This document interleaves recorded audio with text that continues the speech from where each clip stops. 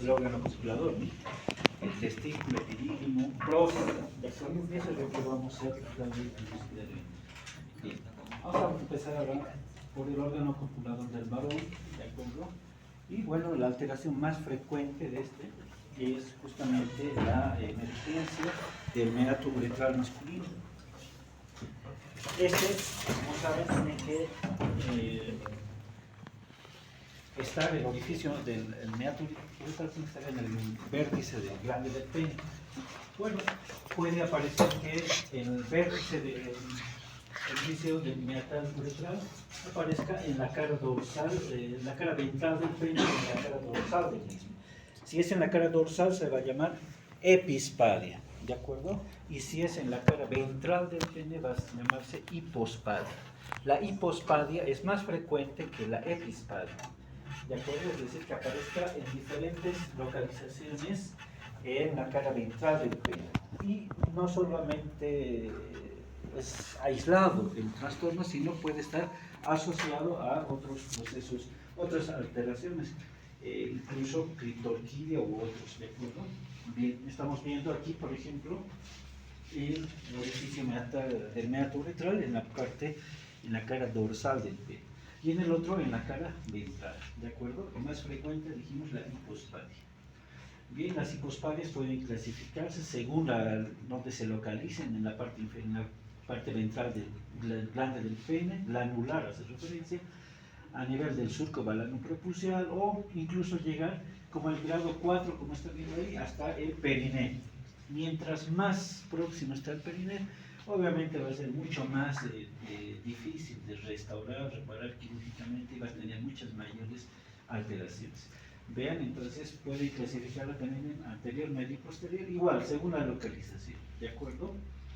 Y obviamente, mientras más estén cercanos a la pelvis, van a ser mucho más graves, más severas las alteraciones. Lo mismo, vean lo que tienen que revisar, sobre todo cuando estén en la consulta, en un recién nacido, ¿de acuerdo? Inmediatamente hayan nacido, a las pocas horas o días de nacer, pues el orificio del meato uretral masculino puede estar en diferentes localizaciones. Puede ser muy pequeño, casi notorio, pero evidentemente la salida de orina ya nos va a llamar la atención, ¿no? Bien, aquí hay más ejemplos de lo mismo. En las hipospadias, entonces son más frecuentes, ¿de acuerdo? Una más proximal, como dice aquí, y otra mucho más distal. Otra alteración que puede presentarse de manera congénita y que puede estar durante los primeros años de vida o incluso hasta la adolescencia es la falta de retracción de ese tejido cutáneo, mucocutáneo que envuelve al glande del pene. A eso ese tejido se llama prepucio. Este prepucio debe ser retráctil, debe ser elástico y debe poder retraerse sobre la cabeza, sobre el glande del pene, ¿de acuerdo? Si no se retrae y hay una relativa estenosis del orificio del prepucial, entonces a eso se llama fimosis, ¿de acuerdo? ¿Qué es la fimosis? Es la falta de retracción del prepucio sobre el glande del pene. Esta falta de retracción hace que por dentro se acumulen células descamadas, células esfoliadas, ¿de acuerdo? Bacterias, sudor, ¿de acuerdo? Y hacen una masa algo blanquecina que se llama esmegma. Ese esmegma por dentro está cubriendo gran parte de la superficie interna del glande del pene y se supone que tiene carcinógenos, ¿de acuerdo? Y puede albergar bacterias y que podría, con el tiempo, si es que no se corrige, aumentar la tasa de incidencia de cáncer de pene, ¿de acuerdo? Carcinoma epidermoide fundamentalmente. Puede, si se manipula de mala manera, asociarse con inflamación y puede haber un exudado, como están viendo ahí, está resumando un líquido purulento, amarillo, denso, ¿de acuerdo? Puede inflamarse, puede obstruirse y generar una causa dolorosa, por la cual de manera aguda asistir al paciente, ¿no?, a la consulta. ¿Y cuál es el tratamiento de la fimosis? Obviamente es la resección quirúrgica de ese tejido prepucial. A eso se llama circuncisión, ¿de acuerdo? Los judíos, por ejemplo, lo practican desde etapas tempranas y en esa población de judíos la tasa de cáncer de pene, epidermoide, es muy baja, ¿de acuerdo? Entonces lo que se hace es resecar, retirar quirúrgicamente y liberar el glande del pene, ¿de acuerdo? Bien. En algunas ocasiones, por una mala manipulación y por una estenosis del orificio prepucial muy marcada, y bueno, maniobras mecánicas forzosas pueden llegar a obstruir, a estrangular incluso el órgano. La estrangulación de este puede originar obstrucción vascular y obviamente puede generar diferentes alteraciones, ¿de acuerdo? Necrosis. En algunos casos es muy crónico el caso y pueden haberse formado bandas de tejido conectivo, bridas, que conecten directamente la superficie del glande del pene con la piel interna del prepucio, ¿de acuerdo? Haciendo mucho más difícil. Y lo que ven abajo, obviamente, son algunas prácticas sexuales que, bueno, pueden incurrir en igual estrangulación del mismo órgano y con la consecuente o isquemia general, ¿no? Este caso igual, vean, es mucho más marcado, hay un cambio incluso de coloración en el glande del pene y obviamente el edema del prepucio, ¿no? Fimótico seguramente, o probablemente está asociado a alguna práctica sexual.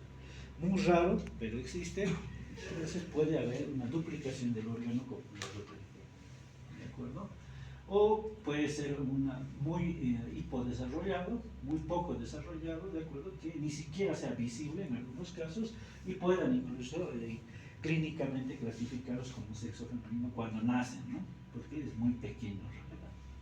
Y bueno, las curvaturas del órgano pueden generar alteraciones en la copulación, ¿de acuerdo? Una de esas se llama enfermedad de Peyronie. Enfermedad de Peyronie. Las diapositivas las voy a dejar, no se preocupen por copiar, ¿de acuerdo? Es la presencia, es un pseudotumor, ¿de acuerdo? Es una presencia de tejido cicatrizal en la parte dorsal entre los cuerpos cavernosos, ¿de acuerdo? De manera longitudinal, que origina ese tejido fibroso, una curvatura anormal en el órgano, pene en sable. El problema es que es muy doloroso y no permite la copulación, ¿de acuerdo? Y obviamente el tratamiento de la resección, a veces recidiva igual el caso, ¿de acuerdo? Puede haber, recuerden que para que el órgano copulador adquiera la suficiente resistencia para cumplir con la copulación, tiene que tener cierta resistencia. Y esa resistencia se debe gracias a que los cuerpos cavernosos se llenan de sangre, ¿no? Y la salida de este se obstruye de tal manera que el pene queda erecto y apto para poder copular, ¿de acuerdo? Sin embargo, dentro de los cuerpos cavernosos puede haber coagulación en algunos casos y obviamente es intensamente doloroso, ¿no? Bien. Los procesos inflamatorios simples por un mal aseo quizás se llaman balanitis cuando afecta solamente al glande del pene, y si afecta al prepucio más se va a llamar balanopostitis. Balanitis solo al glande y el prepucio, balanopostitis. Pueden tener diferentes grados de afección, pueden, como en ese caso, erosionarse, sangrar, ¿de acuerdo? Incluso en algunos casos aparecen microulceraciones. Bien. Y bueno, hay otros trastornos, otras infecciones específicas, por ejemplo, aquellas adquiridas por vía de transmisión sexual, como podemos ver aquí, vesículas y luego costras y pequeñas ulceraciones que van a estar asociadas a herpes virus. El herpes tipo 2 estará seguramente en los genitales, el tipo 1 está en la cavidad oral. Este herpes tipo 2 obviamente se transmite por vía de relaciones sexuales. En la mujer, en el cervix uterino, las similares lesiones podríamos encontrar. Y sí, podemos hacer el test de sangre del contenido líquido de estas vesículas. En el extendido vamos a ver células multinucleadas, que son las inclusiones del virus del HBS, ¿no? Del virus del herpes simple. Otros trastornos, por ejemplo, gonorrea, ¿de acuerdo? Y el agente causal es Neisseria gonorrheae, y obviamente este diplococo genera un proceso inflamatorio, ¿de acuerdo? Donde, aparte de dolor en la micción, puede haber un exudado a través de la uretra, genera escozor, genera dolor y una dificultad y dolor al miccionar. En la mujer igual es aparatoso este cuadro, ¿no? Otros cuadros, igual vean, en gonorrea, y obviamente va a haber contagio dependiendo en dónde se haya, o qué tipo de práctica sexual se haya hecho. En el caso, el otro será oral. Este es frecuente, es mucho más más manifiesto en la mujer, con mucha secreción, olor a pescado, pero en el varón casi no es muy notorio, hay dolor al miccionar y una secreción que incluso puede ser serosa, ¿de acuerdo? El problema de que puede, por vía ascendente, puede afectar otros órganos. Este caso es entonces de tricomona. Aquí podemos ver la tricomona, su axostilo y sus prolongaciones, ¿de acuerdo? Eso es lo que observamos. En la mujer, como les digo, es mucho más denso, mucho más molestoso, genera el famoso cérvix aframbuesado, como van a ver en la clase teórica. Pero en el varón casi no deja mucha clínica para poder explorar, pero obviamente se transmite por esa vía, ¿no? Tanto varones y mujeres. Este es el caso del chancro duro. Podemos ver aquí ulceraciones endurecidas, ¿sí? Tratamos de comprimir lateralmente, obviamente con la mano enguantada, entonces vamos a notar cierta resistencia de estas ulceraciones, ¿de acuerdo? Estas pueden estar asociadas entonces a sífilis, ¿no? ¿Cómo es el agente de la sífilis? Se llama treponema pallidum, ¿de acuerdo? El treponema pallidum entonces puede generar alteraciones de los vasos sanguíneos a ese nivel y generar isquemia y ulceraciones. Donde haya habido contacto, van a haber estas ulceraciones llamadas chancro, indoloras. Como ven aquí, podemos ver otras en el surco balano-percusial, ¿de acuerdo? Más recientes, incluso en la cavidad oral, que vean en el dorso de la lengua, se puede confundir incluso con tumores. Entonces habría que preguntarle, ¿no?, en relación a las prácticas sexuales que tienen, por lo menos para descartar, ¿de acuerdo? Bien, otro agente causal que provoca otros trastornos infecciosos es el Haemophilus ducreyi.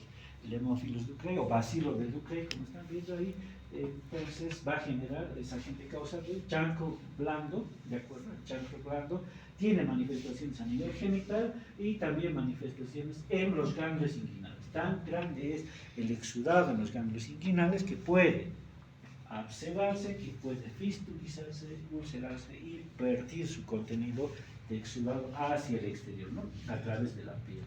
Entonces el chancro blando tiende a ser más molestoso, mucho más aparatoso clínicamente. ¿De acuerdo?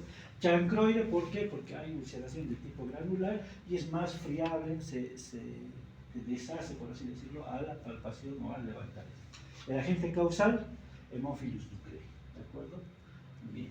Otro agente, otra lesión generada por otra bacteria, Calimactobacterium dorovani, es el linfogranuloma venéreo.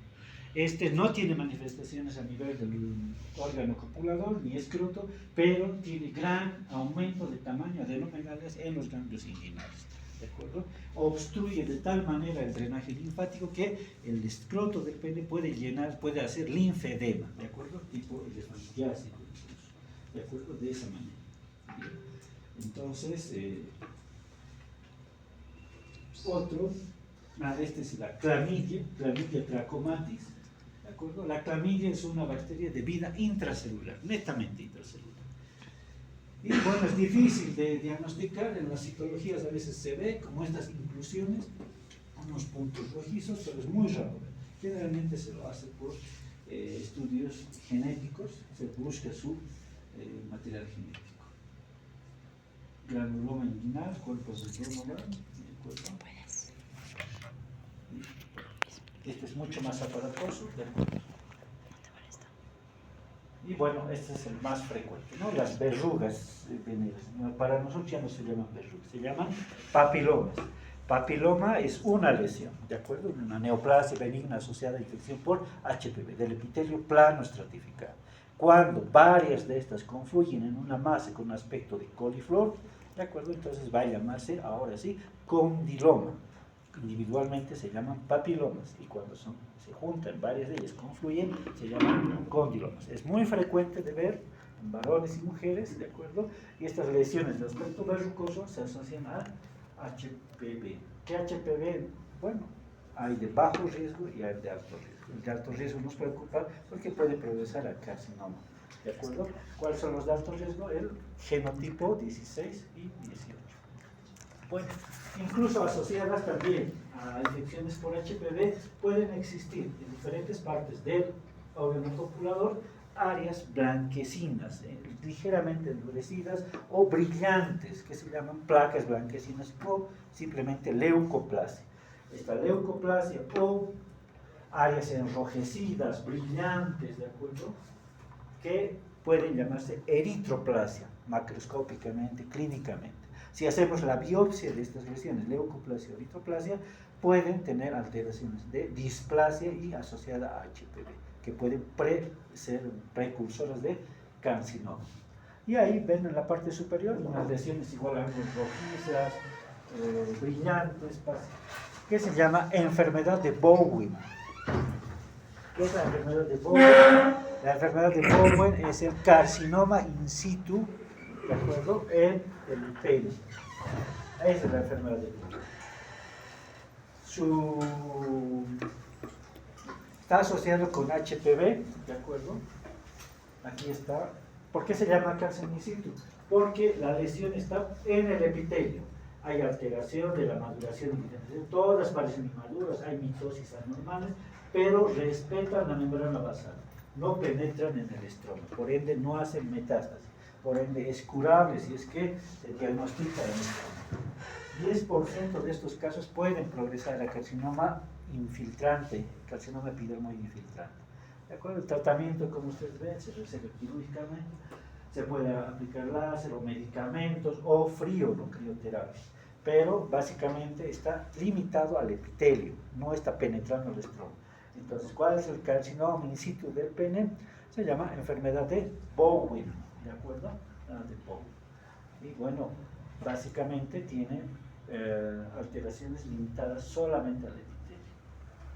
Algo similar, pero que se manifiesta en el cuerpo del pene fundamentalmente como estas manchas o estas pequeñas pápulas sobrelevadas de un color rojizo o marrón, ¿de acuerdo? Múltiples.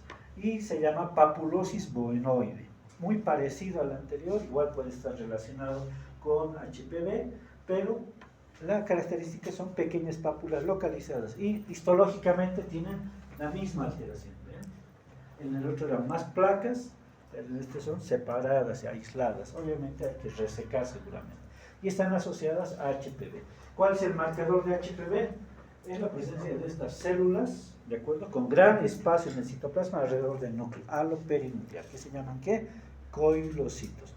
Nosotros no vemos los virus con el microscopio óptico, tenemos que ver con el microscopio electrónico. ¿Pero qué vemos?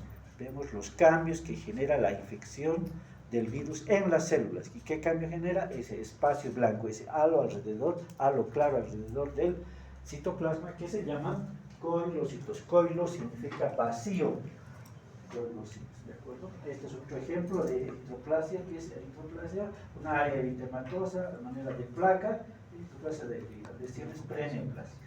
Y finalmente puede venir el carcinoma de pene, ¿no? El carcinoma epidermoide del órgano, ¿no? Puede originarse en cualquier lugar, tiene un aspecto verrucoso, puede comprometer todo el órgano y básicamente ¿qué forma? Piel, epidermis, aquí perlas con, ¿de acuerdo? Ese es el caso. Aquí está otro, vean, otro inicial y otro muy avanzado, ¿no? Que está comprometiendo incluso todo el órgano, todo el glande y el prepucio, aquí mucho más avanzado, ¿no? Entonces este carcinoma de pene entonces puede estar asociado. Son personas que se dejan de progresar la enfermedad, que no acuden al médico a tiempo, porque si el cáncer está localizado en el órgano copulador, tiene una sobrevida a los 5 años del 50%, digamos. La mitad de los diagnosticados podría vivir todavía a los 5 años. Pero si ya tienen metástasis a los ganglios linfáticos inguinales, la sobrevida baja mucho, ¿no? A los 5 años, quizás de 10 pacientes, solo 3 estén con vida. Así más o menos es la relación. Entonces, es la importancia de poder diagnosticar y tratar lo más antes posible. Testículo y epididio, ¿de acuerdo? Bueno, testículo, básicamente, ¿qué es lo que tiene? Pues tiene túbulos seminíferos. Y los túbulos seminíferos tienen células piramidales, sus tentaculares, ¿no? Y bueno, estas células piramidales sustentaculares que sostienen o que hacen madurar a los espermatogones. Estos espermatogones tipo A, tipo B, finalmente se convierten en espermátidos. En el tracto genital maduran, bueno, se especializan, adquieren movimiento y ya se llaman espermatozoides al final, ¿de acuerdo? Bien, entonces esto es lo normal, así debería estar un testículo. Imagínense que el mismo testículo que tenga solamente células sustentaculares, pero no tenga espermatogones, ya hay una alteración, ¿de acuerdo? O que este epitelio, en vez de ser de una sola línea, esté más crecido, más proliferado, es una alteración. Y bueno, las células que están aquí, están alrededor en el intersticio, células intersticiales de Leydig, ¿producen qué? Producen testosterona. Y la testosterona que se produce en los testículos es la que va a mantener los caracteres sexuales, ¿de acuerdo? Secundarios masculinos, vigentes, por así decirlo, ¿de acuerdo? Va a mantener una funcionalidad del testículo, de los órganos y de las características sexuales masculinas. Incluye la fuerza también, ¿no? Muscular, característica del sexo masculino. Bien, por falta de aporte de sangre, porque no ha descendido el testículo en la niñez, en la lactancia o desde el nacimiento, entonces el testículo puede haberse reducido de tamaño, de acuerdo, estar sometido a una temperatura mucho más elevada, relativamente elevada en el intraabdominal, que no es normal para el testículo. Recuerden que en los escrotos, la presencia del testículo en los escrotos disminuye en 0.2 grados centígrados la temperatura en relación al abdomen, y eso es suficiente para que el testículo pueda reducirse de tamaño, lo que se llama ¿qué? Atrofia testicular, ¿de acuerdo? Reducción del tamaño de las células por reducción de sus componentes celulares. Y bueno, una de esas alteraciones que condiciona atrofia testicular se llama criptorquidia. ¿Qué es la criptorquidia? La criptorquidia es la falta de descenso del testículo. ¿Cuándo se lo diagnostica? Generalmente llega a diagnosticarse durante el primer año de vida, ¿de acuerdo? Y bueno, el testículo desde que se origina de manera intraabdominal los primeros 3 meses ya empieza a descender a la pelvis, los últimos 2 meses ya se coloca en el conducto inguinal y finalmente el nacer ya tiene que estar en las bolsas escrotales. Ustedes tienen un recién nacido vivo y bueno, una de las tantas cosas que tienen que revisar en el cuerpo del recién nacido es la presencia de los testículos en las bolsas escrotales, y eso tienen que informar. La ausencia de este puede ser que esté localizado de manera retráctil en el conducto inguinal y que pueda descender las siguientes semanas. O hacen el seguimiento y no desciende el testículo, entonces pueden diagnosticar y hacer una ecografía previamente, diagnosticar como una falta de descenso de los testículos, que se llama criptorquidia, que puede ser uni o bilateral, ¿de acuerdo? Recuerden que para hablar de criptorquidia tiene que estar en ese trayecto normal de descenso, puede estar en la pelvis, en la ingle o dentro del abdomen, ¿de acuerdo? Entonces a eso se llama. Pero la presencia de un testículo que esté en diferentes localizaciones, en el periné, en la región femoral, en la región delante del pene o en otra región, se llamará testículo ectópico, es diferente, ¿de acuerdo? Bien. Entonces, esa falta de descenso, bueno, debería descender normalmente el testículo hasta llegar al escroto. Esa falta de descenso va a condicionar básicamente atrofia testicular, y no solo atrofia. Bueno, si vas a atrofiarse, los túbulos seminíferos y los espermatogones no van a desarrollarse adecuadamente, por ende va a haber esterilidad, y puede ser que el otro testículo esté en la bolsa escrotal, igual puede haber algún grado de esterilidad, así el otro testículo esté normalmente ubicado en la bolsa escrotal. Entonces, ¿qué es lo que condiciona la criptorquidia? Atrofia y esterilidad. Y segundo, o que puede favorecer, aumenta en 3 a 5 veces el riesgo de cáncer de testículo, en el testículo que es criptorquídico o incluso en el testículo que pueda estar en la bolsa escrotal. En ambos aumenta el riesgo de cáncer de testículo. Entonces es importante corregir esto hasta antes de los 2 años de edad. ¿Cuál es la corrección? Bueno, regresan el testículo a la bolsa escrotal y básicamente hacen una sutura en la pared escrotal, ¿de acuerdo? A eso se llama orquiopexia o orquidopexia, como quieren llamar. Pexia, ¿saben qué es? Fijación por medios quirúrgicos. Ahí está. Bueno, la criptorquidia puede ser unilateral, puede ser bilateral, ¿de acuerdo? Hay ectopías testiculares, ¿de acuerdo? Habrá que ver la palpación. La criptorquidia genera atrofia. Entonces vean, estos túbulos seminíferos no tienen suficientes cantidades de espermatogones. Además de eso, hay mucho espacio entre los túbulos seminíferos porque hay tejido conectivo que está ahí reemplazando el tejido normal. Y entonces el testículo empieza a reducir de tamaño, se hace más atrofia. Otro trastorno, sobre todo en los niños, preadolescentes, en los adolescentes, incluso en los jóvenes, y que se asocia a alteraciones a veces en la erección del órgano o puede asociarse a esterilidad, es esta dilatación del plexo venoso parpiniforme, ¿de acuerdo? Que clínicamente tiene un aspecto como si fuera un saco de lombrices o un aspecto arrosariado, blando, pero porque el otro aspecto arrosariado y duro o más consistente se asocia a tuberculosis clínicamente, ¿de acuerdo? Pero blando y que puede en algunos casos no ser visible, no ser detectado, de acuerdo, solamente a la ecografía, o a veces solamente cuando hace maniobras de Valsalva, de acuerdo, es decir, respiración a glotis cerrada, o cuando se para, o finalmente es visible a distancia, simple vista, de acuerdo, eso se llama varicocele. El varicocele se tiene que retirar, son vasos venosos dilatados, de acuerdo, parecidos a las varices, ¿no? De ahí son los varicocele, la dilatación permanente de los vasos sanguíneos venosos. Procesos infecciosos del testículo, sobre todo en los adultos, ¿de acuerdo? Porque en los niños no es muy complicado. Cuando tienen parotiditis por el virus de las paperas, este virus puede afectar secundariamente al páncreas, hacer una pancreatitis ureana, ¿no? ¿De acuerdo? O puede afectar, en este caso, al testículo, una orquitis ureana.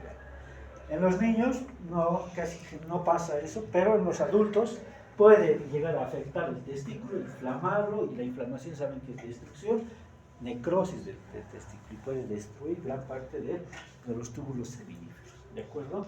Entonces esa es la característica. En los adultos sobre todo puede llevar a fibrosis y luego esterilidad. Otro proceso infeccioso más frecuente que eso es la tuberculosis, ¿de acuerdo? El testículo es relativamente más resistente a los procesos infecciosos. Primero se infecta el epidídimo. El epidídimo está aumentado de tamaño en este lugar, blanquecino, tiene necrosis gaseosa, si vemos al microscopio tiene granulomas, células de Langhans, necrosis gaseosa. ¿De acuerdo? Y en última instancia, después de vencer esto, recién seguramente empieza a afectarse el testículo. Incluso puede asociarse a aumento de líquido en el espacio vaginal, aquí entre la túnica vaginal, escrotal, aquí visceral. Hay líquido normalmente, pero este puede aumentar en gran cantidad y puede llenarse incluso de calcio. A eso se llama, ¿qué? Si hay líquido, hidrocele, ¿de acuerdo? Generalmente los procesos inflamatorios, infecciosos del testículo se acompañan de hidrocele. Aumenta el tamaño del órgano a nivel escrotal. Bien. Ese hidrocele, bueno, se debe a que este conducto peritoneo vaginal normalmente tiene que estar obliterado y tiene que haber poco líquido ahí que baña y que está alrededor, al lado del testículo. Pero en algunos casos puede aumentar o puede estar en contacto con la cavidad peritoneal, ¿de acuerdo? De manera anómala, y eso explicado. Ese es un hidrocele, ¿de acuerdo? Es la presencia de líquido en exceso en el espacio vaginal, ¿de acuerdo? Aquí está el testículo, su túnica albuginea, y luego está rodeado por vagina, ¿de acuerdo? Esta vagina se contacta con el abdomen en condiciones patológicas o embrionarias, pero después se oblitera. Sin embargo, por infección puede llenarse de líquidos, puede llenarse de sangre, espermatocele, ¿de acuerdo? Puede llenarse de linfa, ¿de acuerdo? Quilocele, bien, o de sangre, hematocele, ¿de acuerdo? Cuando sobre el escroto ustedes aplican una linterna aquí, ¿de acuerdo? Sobre la piel del escroto, la luz atraviesa esto, y esa maniobra se llama transiluminación, positiva en este caso, anotarán en la historia clínica, que les traduce, si hay transiluminación positiva, el contenido, el aumento de este órgano es por aumento del contenido líquido del órgano. Si la transiluminación es negativa, no pasa la luz a través de este órgano, aumentado de tamaño, quiere decir que el contenido es sólido, entonces puede ser un tumor, que puede ser de órganos paratesticulares o del mismo testículo, ¿de acuerdo? Entonces la transiluminación será negativa. Y habrá intermedios donde parcialmente pase la luz. Bueno, el cordón espermático puede ser laxo y puede, con los movimientos, torcerse sobre su propio eje y obliterar el riego de drenaje venoso, incluso arterial. ¿Eso qué va a originar? Va a originar isquemia, necrosis. Sobre todo se comprime o se obstruye el drenaje de retorno venoso. Está lleno de sangre. Por eso es que la necrosis es de tipo, el infarto es de tipo hemorrágico, es decir, más blando, ¿de acuerdo? Porque está acumulando más sangre.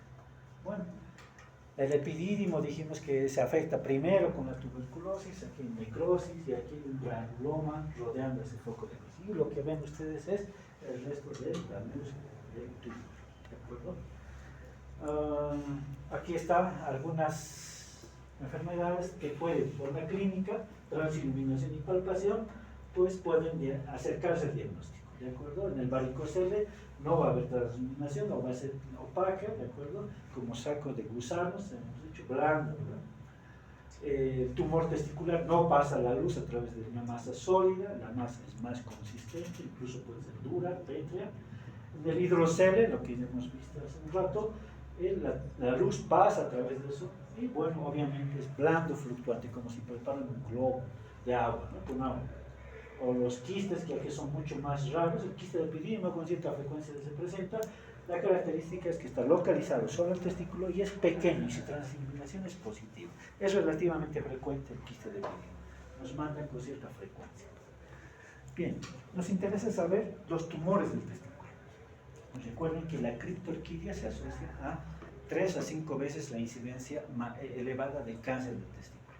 Esta es una clasificación antigua, pero todavía sirve, donde clasifican los tumores según el origen de la célula. Es que se ha originado de estas células germinales de los espermatogonios, la mayoría de ellos, ¿de acuerdo? O es que se ha originado de la parte de los cordones sexuales y del estroma, donde están las células de Leydig, están rodeadas a los túbulos seminíferos. Es que se ha originado de ambos, una mezcla de ambos, o de otros lugares, o incluso pueden tener origen linfoide, o pueden ser metástasis de otros órganos al testículo. ¿Bien? Entonces, la mayoría se derivan de esas células germinales, ¿de acuerdo? Entonces, estas se pueden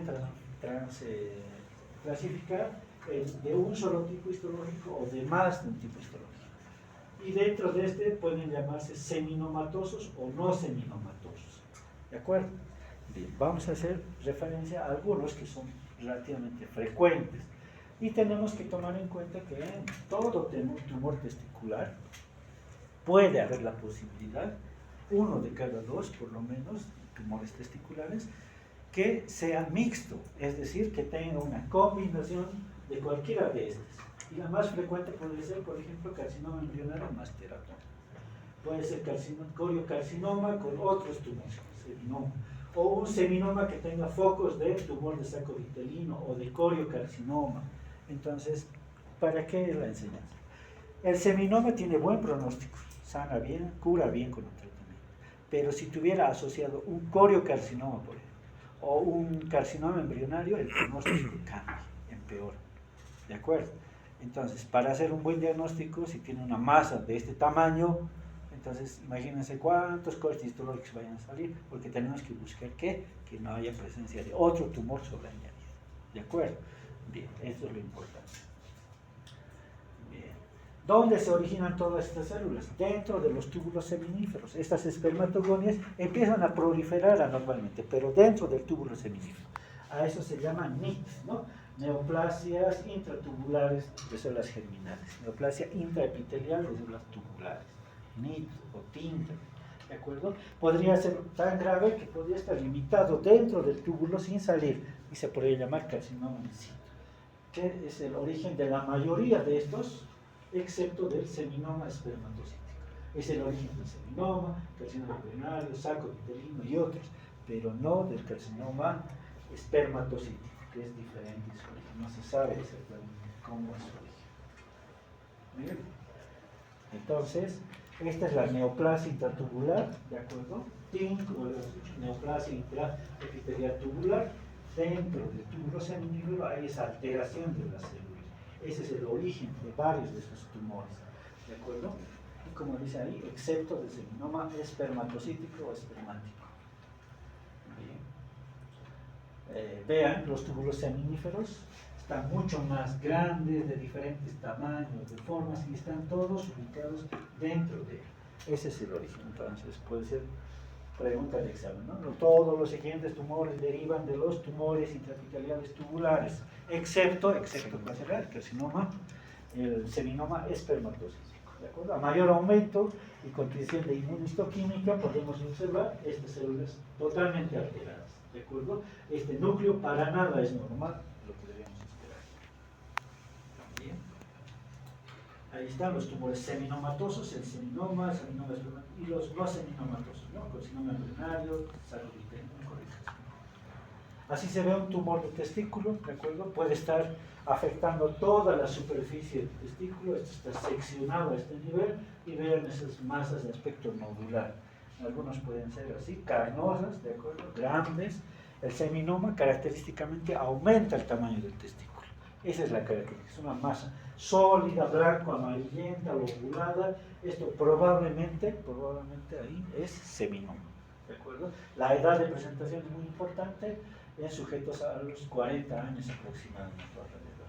El seminoma tiene la característica de tener células redondeadas, pequeñas, todas uniformes, monomórficas, ¿de acuerdo? Esa es la característica.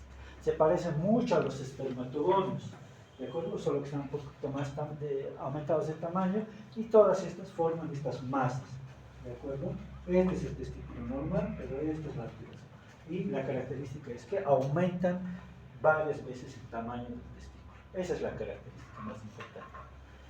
Hay esta clasificación: clásico, anaplásico, espermatocítico. El clásico es el más frecuente, tiene un buen pronóstico después del tratamiento, ¿de acuerdo? Puede ser relativamente curable, ¿no? Habrá que ver. Las metástasis incluso responden bien a esto, ¿no? Aquí podemos ver, aquí están las flechas, están las células de aspecto como si fueran los espermatogonios, ¿no? Es seminoma. Bien, este es un testículo criptorquídico, estaba en el abdomen, lo han retirado, han hecho el retiro, y el paciente tenía 16 o 18 años de edad. Es un testículo criptorquídico. ¿Y qué es lo que se ve en el testículo criptorquídico? Un área enrarecida, un tumor, un seminoma, ¿de acuerdo? Entonces, los testículos criptorquídicos, aparte de asociarse a esterilidad, se pueden asociar ¿a qué? A tumores, a neoplasias de testículo. En este caso, relativamente benigna, ¿no? El seminoma. Todas las células uniformes. El carcinoma embrionario, ¿de acuerdo?, se presenta en edades más jóvenes, alrededor de los 20 años. El seminoma, dijimos, a partir de los 40 y alrededor, ¿no? Este embrionario es más joven. Hay una característica que son pequeños y no agrandan el tamaño del testículo. Y cuando los ven son relativamente pequeños y hemorrágicos. Y otra característica, jaspeados, ¿no? Así, de esa característica. Y hacen metástasis rápidamente. Cerebro, pulmones, y a veces la metástasis es lo que se diagnostica primero, y luego se busca recién el tumor testicular, y bueno, había estado el tema, nadie lo ha sospechado por el tamaño del testículo, ¿no? A veces simplemente es una nodulación en el testículo, por eso es muy importante hacer también la autoinspección, ¿no? La autoevaluación de cada varón durante la ducha, seguramente, ¿de acuerdo? Más en los niños, en los jóvenes, en los adolescentes, habrá que ver, ¿de acuerdo? La característica de estos es que forman unas estructuras de aspecto, como dice, embrionario, ¿no? Recuerdan a túbulos seminíferos, pero nada bien formados. Y todos de células anormales, atípicas. Vean sus nucleolos bien notorios, bien eosinófilos, más grandes de lo normal, ¿no? Y corrugados sus núcleos. bueno, el carcinoma embrionario entonces tiende a reproducir lo que el testículo debería formar, pero no de manera normal, ¿no? Parecen túbulos, pero no lo hace. Otro tumor que es frecuente en niños, de acuerdo, 3 años de edad más o menos, pero que puede presentarse en los adultos, pero en los niños tiene mejor pronóstico. Es el tumor del saco vitelino, o llamado también tumor del seno endodérmico, ¿de acuerdo? Entonces, estos tumores pueden tener diferentes tamaños, en algunos casos crecer mucho, y tienen esta característica que forman estructuras histológicas de aspecto glomeruloide, parecen glomérulos renales. Y esas estructuras glomeruloides se llaman cuerpos de Schiller-Duval. Entonces, neoplasia testicular de buen pronóstico en niños de 3 años con cuerpos de Schiller-Duval o formaciones glomeruloides corresponde a seminoma, carcinoma embrionario, espermatocítico, tumor del seno endodérmico, ninguno, así más o menos serán las preguntas, ¿no? Bien, entonces esa es la característica. Bien, tiene un aspecto glomeruloide, ¿no? Esa es la característica de en niños tiene buen pronóstico, dijimos, y en adultos el pronóstico es malo. Teratoma. El teratoma ya lo hemos visto en las crónicas. ¿Qué es un teratoma? Es un tumor que deriva de tiene componentes de las 3 hojas embrionarias, deriva de las células germinales y el tumor tiene componentes tisulares del endodermo, ectodermo y del mesodermo. Vale decir, del ectodermo puede tener piel y tejido nervioso. Del mesodermo, todo lo que se imaginan del mesénquima, del tejido conectivo.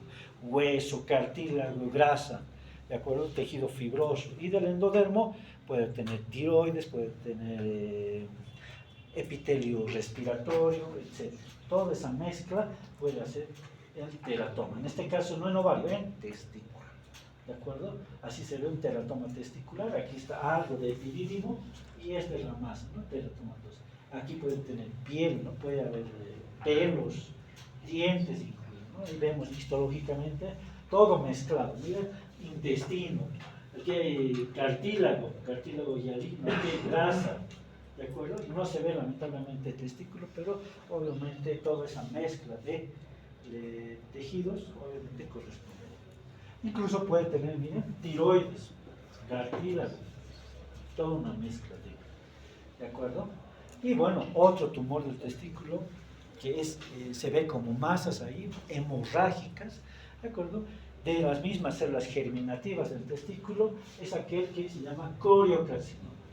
Muy parecido al coriocarcinoma de placenta o de ovario, ¿de acuerdo? Y que está formada por células que producen gonadotrofina coriónica humana. Un varón no debería producir HCG, solo las mujeres embarazadas en condiciones normales, pero cuando hay tumores, los tumores pueden producir HCG, y el HCG en un varón puede ser marcador de tumor, coriocarcinoma en otros casos, en el 100% de los casos, pero no en el único tumor. Hay otros tumores que pueden producir menos cantidad, pero pueden producir HCG. Así se ve el coriocarcinoma, altamente maligno, células muy pleomórficas, muy groseras, multinucleadas y un fondo hemorrágico, sanguinolento, ¿no? Así, grandes, gruesas. Sus núcleos para nada son normales. Vean este núcleo. No tiene una forma redondeada, la cromatina es grosera, tiene gran cantidad de material genético, por eso se tiñe de esa manera, por eso deforma el núcleo. Y todas liberan ¿qué? HCG. Están teñidas para marcadores para HCG. Sigue habiendo coriocarcinoma. Bueno, no se ve bien, pero esto está en su libro, en el de Robbins, por ejemplo. El coriocarcinoma puro libera ¿qué? Gran cantidad de HCG, gonadotrofina coriónica humana. El seminoma, solo el 10% puede tener gonadotrofina coriónica humana, el resto de tumores no. Otro importante es el tumor de saco vitelino. Mira, el 90% libera alfa-fetoproteína, que es un marcador tumoral. Entonces eso nos ayuda a corroborar el diagnóstico. Y el carcinoma embrionario, que dijimos que no aumenta el testículo en tamaño, que se hace metástasis rápidamente en sujetos jóvenes, alrededor de 20 años, el 90% puede tener HCG y alfa-fetoproteína, o ambas. Entonces vean, el marcador tumoral para coriocarcinoma es HCG, para el tumor de saco vitelino, alfa-fetoproteína. Ambas lo pueden tener ¿quién? El carcinoma embrionario. El teratoma puede tener, pero estas son, digamos, las más frecuentemente utilizadas. ¿Bien? Los tumores testiculares mixtos, ya les dije, no pueden venir puros, a veces vienen mezclados. Teratoma más carcinoma embrionario más coriocarcinómicos. Quizás solamente con el teratoma el paciente tenía buen pronóstico, pero los otros tumores asociados empeoran el pronóstico del paciente y obviamente la sobrevida del paciente. Bien, aquí está un carcinoma embrionario, de acuerdo, estructuras de aspecto tubular, irregulares y otras células muy malignas, ¿no? Y el coriocarcinoma, muy grotescos, muy anaplásicos. Una mezcla de teratoma más carcinoma embrionario. Igual, peor de todos. Este, como seminoma, tenía buen pronóstico. Tiene una buena respuesta al tratamiento, pero el hecho de que aparecen áreas hemorrágicas, seguramente, microscópicamente, tienen la característica de carcinoma embrionario, y eso es lo que hoy. Mucho más raro es que aparezcan, por ejemplo, linfomas en el testículo, pero puede aparecer, ¿de acuerdo? Linfomas, neoplasias de tejido linfoide, ¿no? Y bueno, para terminar la clase de hoy, algo muy importante, que todos lo van a ver, lo están viendo muchas veces, es aquellos pacientes que vienen a emergencias con el hipogastrio totalmente dilatado, distendido, porque no pueden drenar el contenido vesical, porque la próstata está comprimiendo, está estenosando la uretra prostática, ¿de acuerdo? Bien. Para eso tenemos que repasar entonces que la glándula prostática es un órgano piramidal que está por debajo de la vejiga urinaria. La base es superior y el vértice es inferior. A través del medio de la glándula prostática, que es una glándula con acinos y con estroma fibromuscular, está atravesando la uretra. Aquí está la uretra prostática. Y si esta crece y comprime la uretra, el paciente no puede entonces miccionar con facilidad. Pacientes de mayor edad. ¿De acuerdo? Y tenemos que reconocer entonces las zonas que son importantes. Esa zona que está envolviendo básicamente a la uretra, cuando esta atraviesa la próstata en los varones, esta zona que está alrededor se llama zona transicional o de transición. Esta zona es importante porque en esta zona, por efectos de las hormonas masculinas, ¿de acuerdo?, sus metabolitos de la testosterona, dihidrotestosterona, entonces este tejido prostático responde el estroma y las glándulas haciendo hiperplasia. Y la hiperplasia empieza en la zona de transición. Por eso que la primera manifestación es la compresión o la estenosis de la uretra y todos los síntomas de obstrucción urinaria. ¿De acuerdo? La otra zona importante, bueno, alrededor de esta la zona central. Y la otra se llama zona periférica, como su nombre está en la periferia. En la zona periférica es donde se origina el cáncer de próstata. ¿De acuerdo? Eso es lo importante. ¿Dónde se origina el cáncer de próstata? En la zona periférica. ¿Dónde se origina la hiperplasia nodular de próstata? Alrededor de la uretra, en la zona llamada transicional. ¿Dónde se origina el cáncer de próstata? En la zona periférica. Ahí está una zona llamada central. ¿De acuerdo? Eso es lo que tenemos que memorizar y aprender.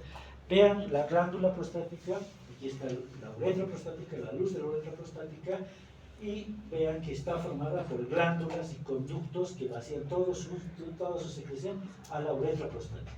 Incluso el conducto eyaculador de las vesículas seminales penetra en este órgano y vacía todo su contenido. ¿Dónde? En una zona elevada que ustedes histológica y fisiológicamente no han llamado verum montanum, si es que se acuerdan. ¿De acuerdo? Ese es el verum montanum, esa prominencia, ¿de acuerdo? Ahí está vacía. La parte anterior es más fibrosa, poco glandular, no es tan importante como la parte posterior que es más glandular, ¿de acuerdo? Entonces los cortes histológicos para descartar cáncer de próstata tienen que incluir sobre todo la periferia, ¿de acuerdo? Bien. Sobre todo. Ahí está, una glándula prostática que, vean, está con hiperplasia nodular. Hay varios aumentos de estos, están formando nódulos, no está tan claro. ¿Se puede inflamar la próstata? Sí, puede haber procesos infecciosos que puedan almacenarse dentro de la glándula, de difícil tratamiento, porque no se drena fácilmente, ¿de acuerdo? Puede haber tuberculosis en la próstata, más raro, ¿de acuerdo? Aquí está tuberculosis, aquí hay necrosis gaseosa, macrófagos epitelioides que van a formar granulomas y la capa de linfocitos periféricos, lo que hemos estudiado en patología general, ¿de acuerdo? Tuberculosis, ¿no? Ahí está la hiperplasia de próstata. ¿Qué es? No es cáncer, es un proceso, es un crecimiento anormal del tejido por estímulo de las hormonas, de los metabolitos de la testosterona, y siendo normal, debería pasar eso, ¿no? Debería atravesar la orina de manera normal, vaciarse. ¿Qué pasa con la glándula hiperplástica? Sobre todo en la zona de transición, forman nódulos que estenosan la luz de la uretra prostática y dejan acumular el líquido. Este paciente está álgido, está viniendo de emergencia, está gritando. ¿Qué es lo que hacen ustedes? Aplican una sonda vesical, ingresan a este lugar con dificultad y con dolor en el paciente, drenan esto y el paciente siente un gran alivio. Tan grande es el alivio que no quieren por falta de dinero, aunque hoy en día el SUS existe, ¿no? Más bien, y pueden operarse estos pacientes. Antes se quedaban con su sonda porque no tenían dinero para operarse. ¿De acuerdo? Y obviamente el que la sonda esté va a generar infección urinaria. ¿De acuerdo? Ascendente, puede llegar hasta los riñones. Grave, ¿no? Vean la diferencia entre una próstata normal y una próstata hiperplásica. ¿De acuerdo? Hiperplasia nodular de próstata. No es cáncer. ¿De acuerdo? Es un trastorno de crecimiento adquirido en este caso. Vean, la posición de la próstata es por debajo de la vejiga. Ojo. ¿De acuerdo? Y puede protruir incluso al interior, a la luz de la vejiga. ¿De acuerdo? Enseguida vamos a ver los nódulos de Holmes.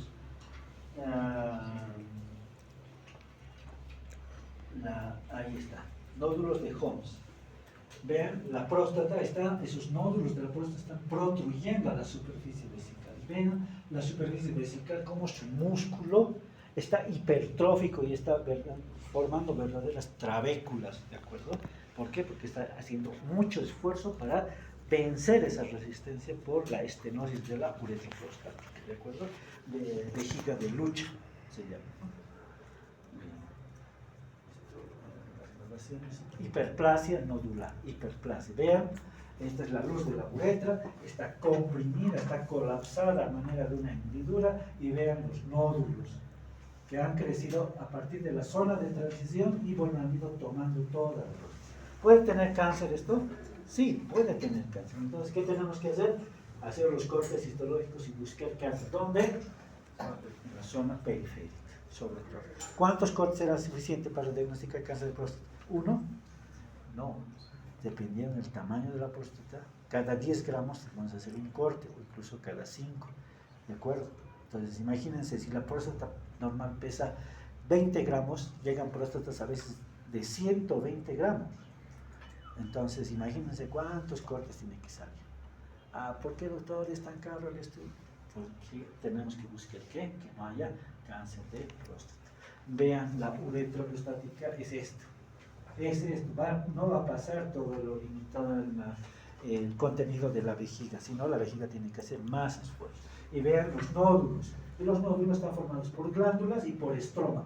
Ambos crecen porque tienen ambas células receptores para la dihidrotestosterona. ¿De acuerdo? Por eso es que se estimulan y empiezan a proliferar. Y empiezan a proliferar en la zona transicional y forman los nódulos. No es maligno, pero sí condiciona una enfermedad, una obstrucción de la vía urinaria. ¿De acuerdo? Bueno, más ejemplos. Y miren, tanto tiempo puede almacenarse la orina en la vejiga que puede precipitar y formar cálculos. ¿De acuerdo? Otro problema. Alrededor de los cálculos puede haber. ¿Qué hacen los urólogos? ¿Quiénes van a ser urólogos de aquí? Entonces van a ingresar por la uretra bajo anestesia y bueno, van a ingresar con una cureta. Cuando lleguen al tejido prostático van a empezar a legrar, van a empezar a raspar todo eso. Claro, tiene un componente eléctrico que va a hacer electrocoagulación y va a empezar a retirar todo ese tejido, ¿de acuerdo? Y estos fragmentos se mandan, ¿de acuerdo? ¿Están llegando a la zona periférica? No, están en la zona transicional, ahí del medio, donde está alrededor de la uretra, están tratando de resecar todo lo posible y se llama biopsia por resección transuretral. Esto nos manda al laboratorio. para diagnosticar, para ver, ¿de acuerdo? Y en estos tejidos puede haber cáncer de próstata. Si nosotros solo procesamos la mitad, ya tenemos que ver esa situación, ¿de acuerdo? Siempre buscando que diagnosticar o de descartar, en este caso, cáncer de próstata. Pese a eso, como les digo, no están llegando a la parte periférica, la zona periférica. Entonces, hay una posibilidad de que, así le hayan hecho la resección, todavía pueda haber cáncer de próstata. Mucho depende, entonces, de los niveles de, ¿cómo se llama? El antígeno prostático específico, que está elevado en el cáncer de próstata, muy elevado. Aquí está la próstata, los nódulos de Holmes obstruyendo, la vejiga de lucha, vean, trabecular, y esto originado dilatación de los uréteres, dilatación del árbol pielocalicial, a eso se llama ¿qué? Urétero hidronefrosis, secundaria ¿a qué? A hiperplasia de próstata. La urétero hidronefrosis va a llevar a ¿qué? Insuficiencia renal, en este caso obviamente bilateral, ¿de acuerdo? Más ejemplos de hiperplasia, hiperplasia con carcinoma. Vean, ¿dónde se origina el cáncer? En la zona periférica, esta área es la del cáncer. Ahí se ve algo notorio, algo llamativo, pero en otros casos no es muy evidente. ¿Dónde se origina el cáncer de próstata? Se origina en los ductos o en los acinos, generalmente en los acinos, por eso la mayor parte se llaman adenocarcinoma acinar de glándula prostática. ¿De acuerdo? Y igual que en otros órganos, en otros epitelios, empieza desde lo normal, empieza a alterarse, hace displasia, luego hace cáncer in situ, luego penetra la membrana basal y se disemina. Es muy similar en el epitelio. Eso pasa en los bronquios, pasa en el cuello uterino, en la piel, en varios lugares ya hemos visto esa progresión. ¿De acuerdo? Esto es mucho más esquemático, ahí está un acino prostático normal, empieza a proliferar las células, NIP se llamará, neoplasia epitelial prostática, ahí está, hasta ahí todavía se puede saber, y luego empieza a romper la membrana, empieza a salir, y es un adenocarcinoma, incluso puede viajar a distancia, ¿no? Algunas, todas se han originado de una sola célula ha empezado a crecer, pero estas que ya son tumorales, pueden tener ciertas capacidades, unas para penetrar en el tejido, otras para penetrar en los vasos sanguíneos, otras para instalarse en otros órganos, pero todas se han originado de una sola célula tumoral, una sola ha hecho mutación, ¿de acuerdo? Esto es normal y esto empieza ya a ser algo anormal, ¿bien? Está muy proliferado, es todavía dentro de la glándula, dentro del acino, y ahí rompen, vean, muchas glándulas irregulares, crecen de manera dispersa, ¿de acuerdo? Bien. Esto todavía está dentro de la glándula, sigue dentro de la glándula, ya está empezando a salir en algunos casos. Y bueno, obviamente macroscópicamente así ya es más fácil de diagnosticar, ¿no? Totalmente deformada la glándula prostática con una masa. Según se parezca a las células neoplásicas al tejido glandular normal, este señor, Donald Gleason, en Estados Unidos, lo ha clasificado y le ha dado grados. El que se parece mucho a las células normales o el que no se parece nada a las células glandulares. De ahí viene Gleason, 1, 2, 3, 4, 5. Se dice que estos no existen, que son normales, pues son con la tipia, entonces toman de Gleason 3, 4 y 5 más que todo. ¿De acuerdo? Bien, que son muy raros. Entonces, eso es la graduación de Gleason. Pero no nos quedamos con eso. Cuando encontramos un cáncer de próstata, tenemos que hacer tiene que decir, adenocarcinoma acinar de glándula prostática, score Gleason 1 más 1, sin hacer la suma. Y eso les van a presentar. Eso van a ver en los informes de histopatología, y cuando les dicen score Gleason menos de 7, tiene relativamente buen pronóstico. Si tiene score Gleason más de 7, el pronóstico es malo de este paciente. ¿De acuerdo? Porque significa, el primer número significa que el grado Gleason es el más predominante. En todo el tumor este grado está más predominante. Y luego puede venir un 3. Este es el segundo en predominancia dentro de este tumor. Entonces el score Gleason es 5 más 3, y lo suma mentalmente es 8. ¿Es de buen o mal pronóstico? Mal pronóstico, ¿de acuerdo? Si el Gleason fuera el primer número 3 y el más 3, entonces sería de buen pronóstico, ¿de acuerdo? Entonces para eso se desconcluye. Y con eso se hace, Aquí está el score Gleason, ¿de acuerdo? El 7 es la clave, por debajo de 7 es de mejor pronóstico, por encima de 7, a partir de 7 y en adelante es mayor pronóstico. Y lo clasifican en grados, en grupos, y estos grupos tienen cierto grado de supervivencia, ¿no? Con el tiempo, para eso. ¿Sí? Bueno, para diagnosticar, ya sospechan que es cáncer, ¿qué hacen? Ya le miden la HCG. La HCG es de 4 nanogramos por decilitro normalmente. ¿Pero todos tendrán 4? No. Entonces es bueno hacer seguimiento a los pacientes, a todos los varones a partir ya de los 40 años en adelante. Si un año ha tenido HCG de 3 digamos, 3.0, y en 3 meses o en 6 meses se ha tomado otra vez HCG, el mismo paciente, y tiene 3.5, ¿qué significa? ¿Está normal? Está debajo de 4, se podría decir que está normal, pero este paciente en 6 meses ha subido. Entonces ya nos tiene que llamar. Y si le tomáramos en otro tiempo más y subiría más, a este paciente probablemente está haciendo cáncer de próstata. ¿De acuerdo? Entonces no tanto es el número, sino el seguimiento. Ahora, le va a hacer tacto rectal, y el paciente, bueno, el urólogo tendría que tocar una próstata que parezca el óvulo de sus narices, así, relativamente depresible. Pero si tocan una próstata que parece la apófisis mastoidea de sus cráneos, es más duro y más consistente, entonces esto es cáncer de próstata, tiene una consistencia pétrea. Si al contrario tocan la próstata con el dedo y se hunde la próstata, es blanda, dolorosa, es una prostatitis, ¿de acuerdo? Clínicamente. Entonces, esas características tendrá. Si la consistencia es pétrea, el siguiente paso es biopsiar la glándula prostática. A través de vía rectal, hacer una biopsia y obtener cilindros de tejido. ¿Dónde van a funcionar? Sobre todo en la parte periférica. Vean, en la parte periférica es donde puede aparecer más adenocarcinoma de próstata. Y así se ve alterado, ¿de acuerdo? Esas glándulas para nada son normales. Vean, todos son núcleos irregulares, intentan formar glándulas, otros no forman cordones simplemente. Y algo importante que buscamos nosotros es nervios. Y si los nervios están rodeados por glándulas, eso es ya diagnóstico de cáncer de próstata. No es normal. Y el cáncer de próstata puede hacer metástasis a los huesos. Y los primeros huesos donde se hace metástasis es justamente a las vértebras, ¿de acuerdo? Sacras o lumbares, ¿de acuerdo? Entonces, esa rarefacción nos llama la atención. Esa área donde está la flecha, esa área más blanquecina, más carnosa, obviamente es una metástasis de algún tumor. Histológicamente lo vamos a ver. La presión del cuerpo puede hacer que esta vértebra se fracture, se comprima, y eso puede llamar la atención. Ni siquiera a veces pueden diagnosticar cáncer de próstata, sino después de haber tomado la biopsia. Y en esta biopsia, ¿qué vemos? Aquí está hueso clavicular, aquí está un osteocito sublagunar, y dentro del hueso, vean, hay células glandulares malignas. A veces se notan glándulas bien definidas y podemos decir es cáncer de próstata, pero a veces no se nota bien y hay que ser inmunohistoquímica u otro.